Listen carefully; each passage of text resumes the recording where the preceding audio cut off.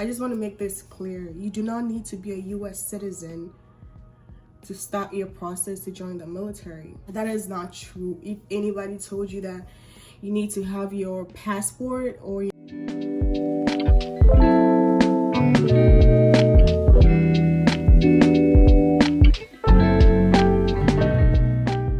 Hey everybody, welcome back to my channel. This is Sandra. I've had a lot of questions about people trying to join the military, but then they're in other countries. They don't live in the US, but they are trying to start their process to come to the US and then join the military. So people thought that it was best to ask since I wasn't born and raised in this country. So before I go into the actual information, I just want to make this clear. You do not need to be a US citizen to start your process to join the military. That is not true. If anybody told you that you need to have your passport or you need to be a US citizen to join, that is not true, because I have a lot of colleagues in the military who are just green card holders. But you do need to have your green card. That is very important. You need your green card before you can join. So yeah, I did my own research. I did my personal research. I asked a lot of people in authority about these questions, and it kind of gave me some information. I did my personal research and I got some information. I'm putting it all together in this video for you guys. So it's gonna be like a discussion, you know. Let's say I'm gonna use an example, right? I don't wanna put anybody's information out there. I don't wanna put my information out there. So I'm gonna use somebody as an example. So you're gonna use John. It's just an example. I'm not saying anybody's information. I'm gonna use the name John. So let's say John is a citizen of Ghana, right? John was born and raised in Ghana. John is Ghanaian, like I am. I was born in Ghana, and he's trying to join the U.S. military. So let's say the Air Force, right? So the first thing you're supposed to do is try to start your process to get into the U.S.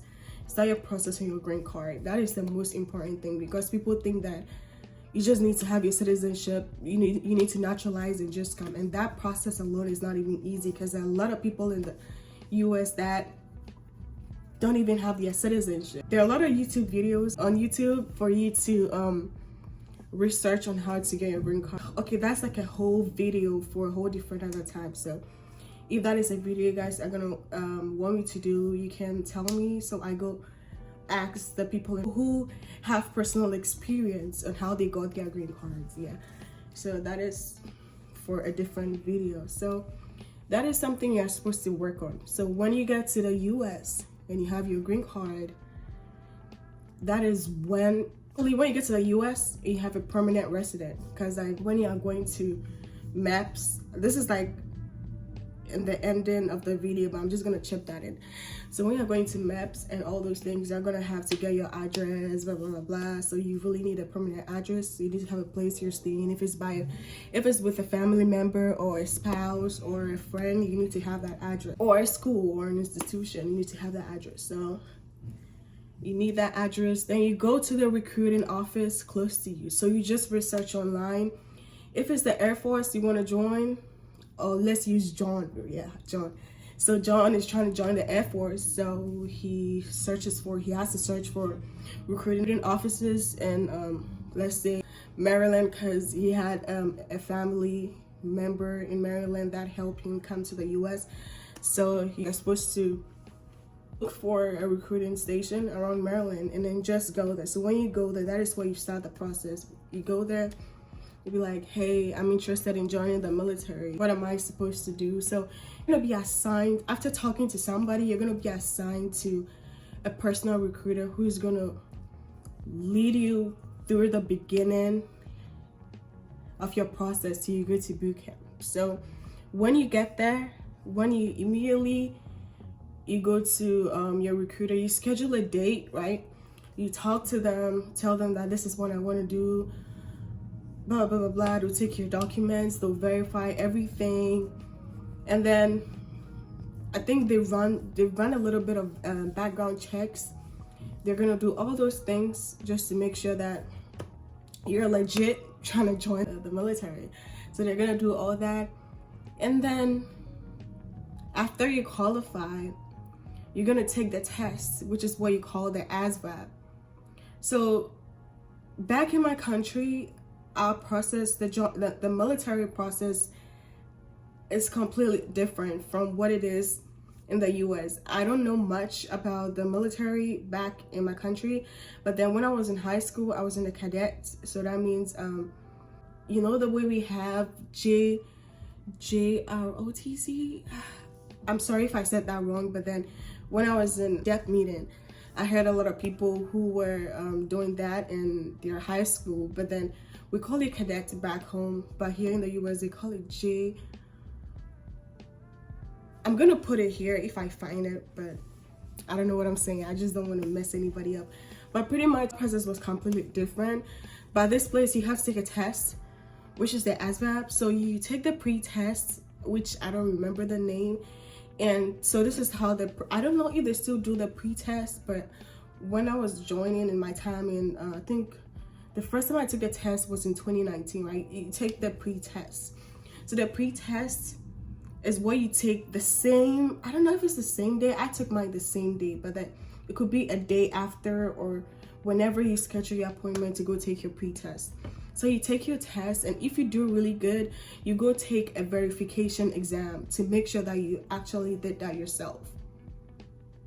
So I did my pre-test, but then after I did my pre-test, I wasn't the recruiter that we were, that was when I was trying to join the Air Force, right? The recruiter that I had was not really stable. He was not really helping very much. So my process pretty much ended for the Air Force there. And we didn't really have like a different recruiting station where I was. So we just switched to the Navy. That was how I switched from trying to join the Air Force to the Navy, because the recruiter we had wasn't really stable and not giving as much answers. And yeah, after you take the pre-test, and then you take, or if you take your pre-test, you don't pass, or you feel like you could do better, then you could go take the actual ASVAB. So the actual ASVAB is like a series of different fields. So it has math, it's pretty much high school stuff. So if you're from a different country like me, if you're from a different country, like if you went to high school in a different country, you have to know that you really gotta study, because like most of these things are based on the US. So if you didn't go to high school in the US, it's really hard to understand, because like when I came from Ghana, within like a month I had to go take the test, right? And then the math questions, a lot of them were in dollars. And I spent cedi in my country. I spent cedi, so that was kind of like, yeah, I knew I wasn't going to pass that part of it, because I didn't even understand their dollar. But yeah, that's going to be like a whole story time for another time. Yeah, so after you take the ASVAB and you pass, that is when you're gonna I think start going to your map. You do your physicals. They'll take your test, like your blood test, everything to make sure that physically, mentally, emotionally you're ready to join the military, because that's a big step in your life. It's not like a decision you just make and just, no, this is a big step. So they have to do a lot of tests and whatnot. So oh yeah, I wanted to put this out there. So if you are if you have the sickle cell disease, yeah, that is like impossible to go, like to join, because you're gonna be disqualified there and there at MAPS. So if you have the sickle cell disease, you cannot join. But if you have the sickle cell trait, you can join. So those were tests that they had to do, because a lot of Africans, you know, we have the sickle cell trait, we have the sickle cell disease.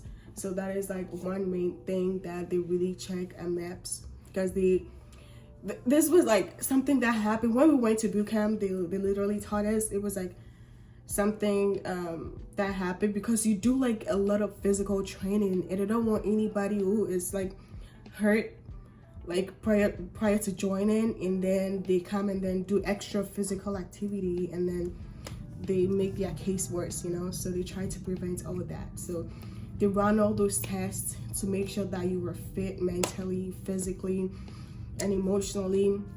and ready to go for training. So after maps, you go back to, I think, your dev meet. You pick your shipping out date at maps. You pick your job at maps. You pick your jobs and everything, and then that is pretty much the process of joining. It could range from like a month to a year or two, depending on your situation. Because my time when I was going, I wanted a particular job, but I didn't get it because they told me that I had to wait a little bit longer. But then I was in a situation where I had to leave earlier, so I had to go.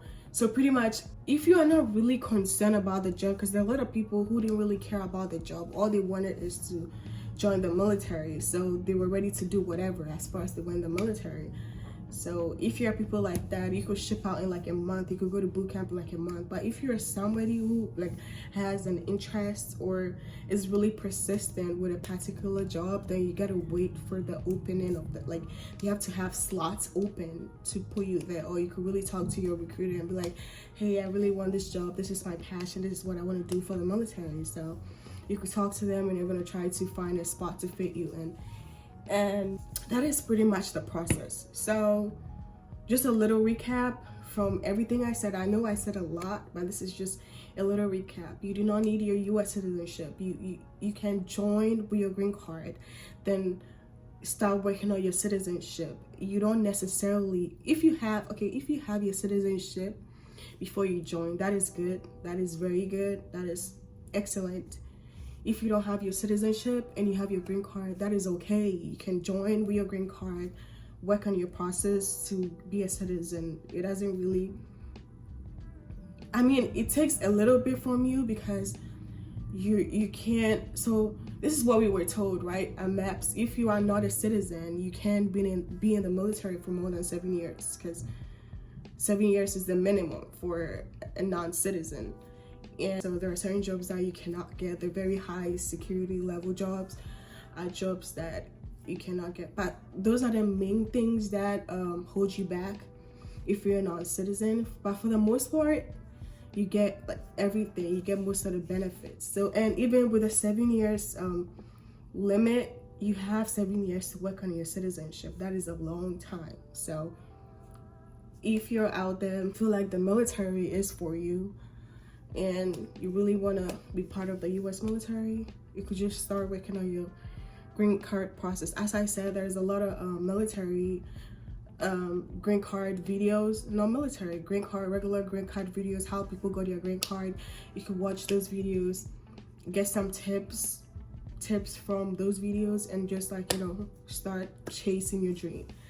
So if you like this video, do not forget to give me a big thumbs up, subscribe to my channel, and share this video. You never know, it might help somebody. And do not forget to subscribe, okay? Please subscribe.